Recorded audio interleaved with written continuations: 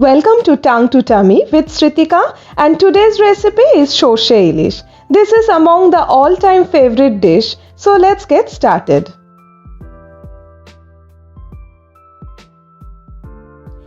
At first, I will make a paste of masalas. So here goes 3 tablespoons of white mustard seeds.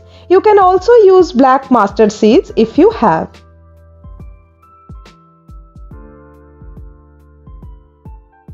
Next goes in 3 tablespoons poppy seeds.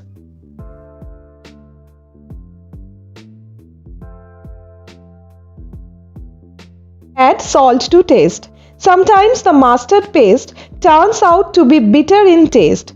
Adding salt to it while grinding will prevent the mustard paste to get rid of the bitterness. Adding 4 green chilies. So I will make a fine paste out of these ingredients. The paste is ready to be used. I have taken 4 pieces of fish which I have cleaned with water and patted with a tissue paper to absorb the excess water. Next up goes in 1/4 tablespoon turmeric powder, 1/4 tablespoon chili powder,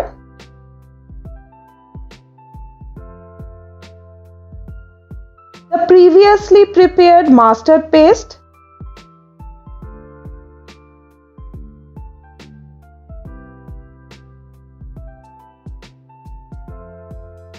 adding 4 to 5 tablespoons mustard oil. The taste of the mustard oil enhances the taste of this dish.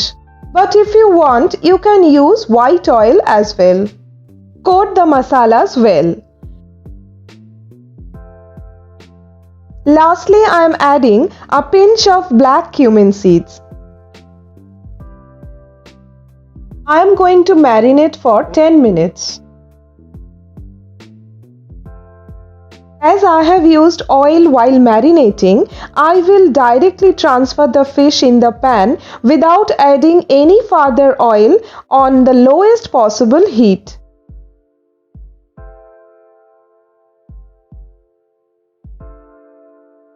After frying for about 2 minutes, I will flip the fish onto the other side and fry it again for 2 minutes.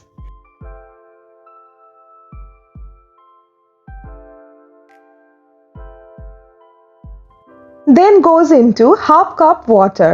Hilsa does not take much time to cook, so this amount of water will be enough.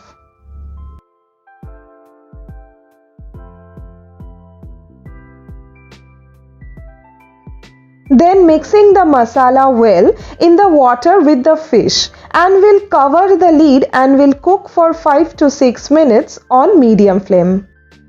6 minutes is over. Uncovering the lid and adding 2 green chilies and will cook for another 2 minutes.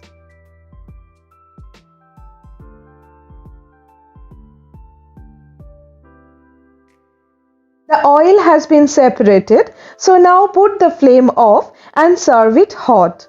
Shorshe Ilish can be served with steamed rice, but if you wish, you can also serve it with pulao. I hope you have liked the recipe of Shorshe Ilish in this simplest form. Please do like and share the recipe, and don't forget to subscribe my channel. That's all for today. See you until my next recipe. Till then, happy cooking!